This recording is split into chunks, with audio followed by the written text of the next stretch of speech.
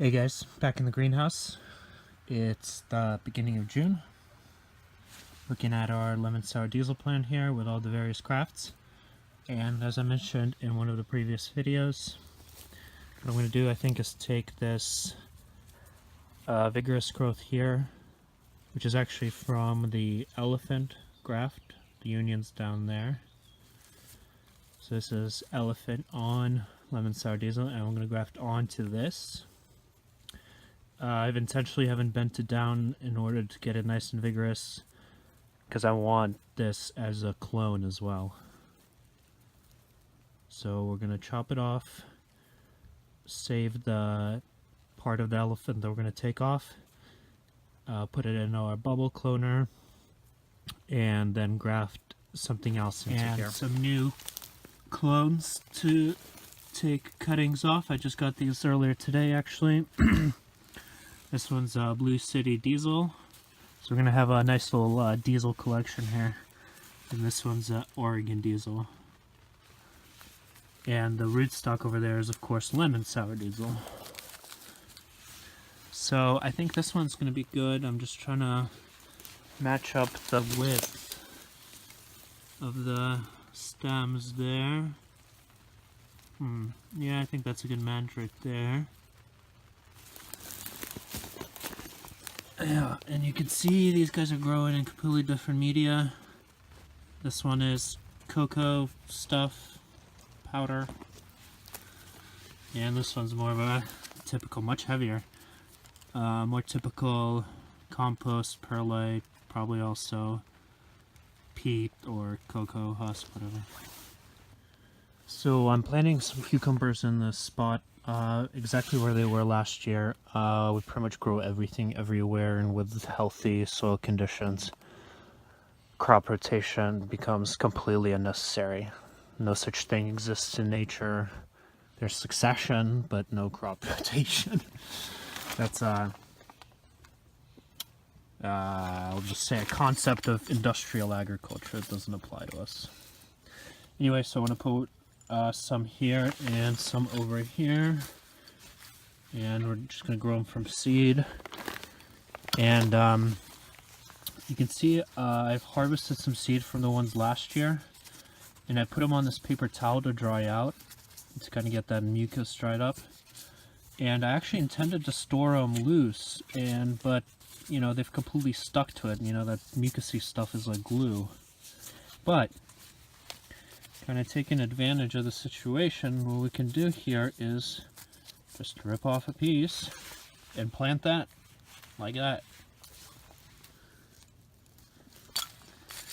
Cover it up and put the witches back. That's it. So you could intentionally do this and just have sheets of all of your seeds, and then just rip off a little piece. This is number 6. I have a little key at home of the ones we grew last year.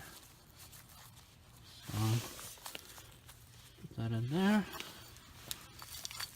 Might have to give these ones a little bit of water. The wood chips here are pretty thin. Alright guys, I'm gonna go ahead and I think harvest these potatoes here in the greenhouse. I want to free up the space here for melons, probably, maybe some peppers and eggplants, stuff like that. And you can see they're starting to fade mostly. They've been growing really well actually through the heat we've had. No water at all here. You can see the volunteer squash here has been doing really well and is growing outside now. We've kept it a single stem by pinching out all the suckers. So I already had 2 kind of small harvests from here since they're growing with the leaf mulch. All you have to do is move it back and harvest what you need, and then you can leave the smaller ones to keep growing if you're kind of careful about it. There's a really nice one. That's where it attached. It's really a good size there. Let's see, what was this? Red Lasoda or something like that? I remember the variety. And you can see this kind kind of darkening region on a yellow one, this would be starting to go slightly green. And yeah, the solanine in there is pretty poisonous, but not in the concentrations this is really going to produce. And we can just cut that off, not an issue at all. So yeah, some nice ones.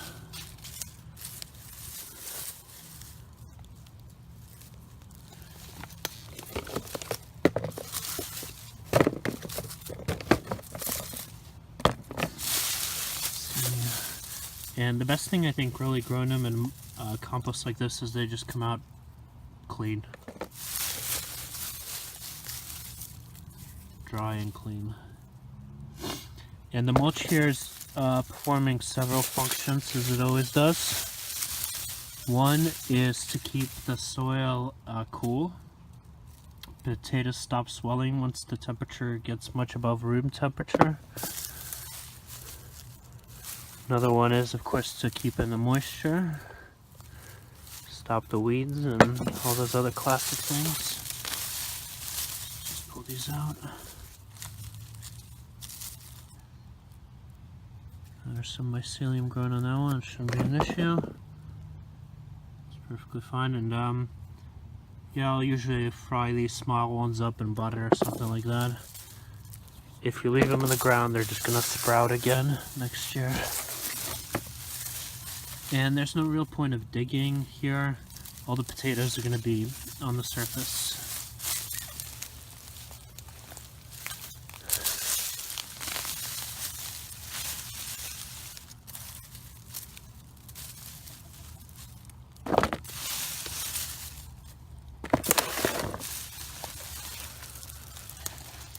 See some nice roots there.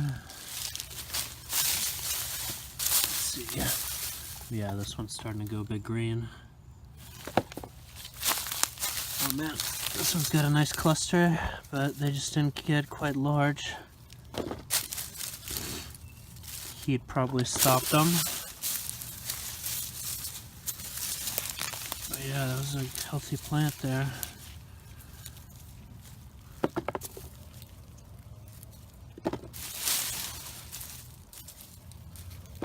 So as it typically goes, if you get large numbers, they tend to be smaller. Whereas if you get small numbers on a plant, they tend to be large. Try to get as many of these out as we can.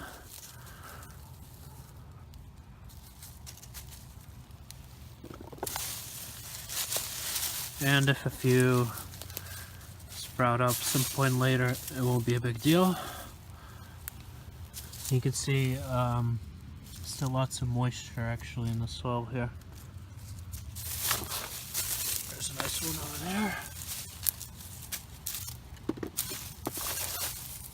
A couple nice ones.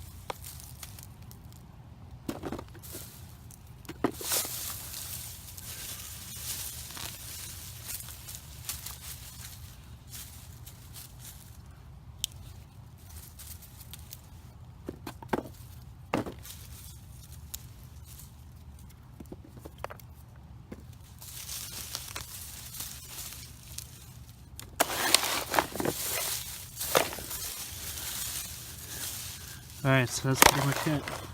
Alright, so here's the same variety that we grew in the pots that we eventually wound up moving outside and putting in the shade of the currants. You can see this one actually does have a flower. And I am not expecting anything out of these. I think they got cooked when they were in here. They don't have very much soil in here, and I just didn't water them very much. And in a container, you can't really expect stuff to grow, especially like a tuber crop that relies on cool temperatures and moisture if you're not providing that. So again, this is Red Lasoda. What did I say before? Soda. And I can't even see when that was planted on there. So I think I'm just gonna dump it out here.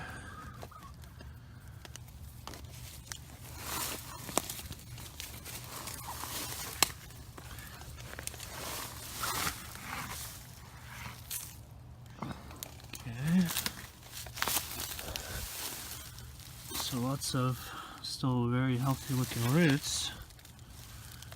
And something growing there. Oh, there's one. There's a couple actually.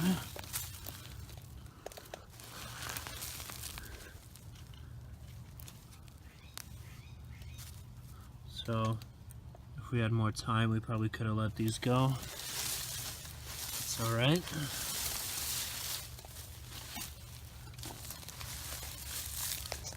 Yeah, and just a few in here.